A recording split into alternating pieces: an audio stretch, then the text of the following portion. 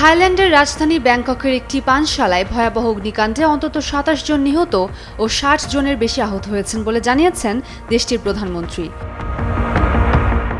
সোমবার মধ্যরাতের ঠিক পরপরই ফায়ার সার্ভিসকে খবর দেয়া হয়।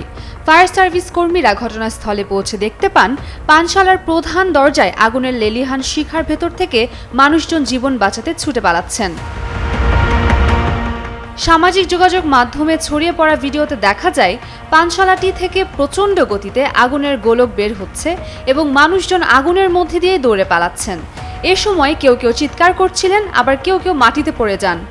সব মশার বিরুদ্ধে সুরক্ষা দিতে এলো বসুন্ধরা এক্সট্রিম অ্যারোসল, মশার বিরুদ্ধে এক্সট্রিম সুরক্ষা। অন্তত ২ জন মানুষের শরীরে আগুন জ্বলতে দেখা গেছে। থাইল্যান্ডের প্রধানমন্ত্রী অনুদিন চার্নভিরাকুল সাংবাদিকদের বলেন, এ পর্যন্ত ২৭টি মরদেহ উদ্ধার করা হয়েছে।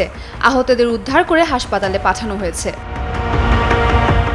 স্থানীয় সংবাদ মাধ্যমের খবরে বলা হয়েছে, ফায়ার সার্ভিস কর্মীরা প্রায় আধা ঘন্টার চেষ্টায় আগুন নিয়ন্ত্রণে আনতে সক্ষম হলেও ততক্ষণে ব্যাপক ক্ষয়ক্ষতি হয়ে যায়। মৃত ২৭ জনের মধ্যে ৯ জন পুরুষ এবং ১৮ জন নারী।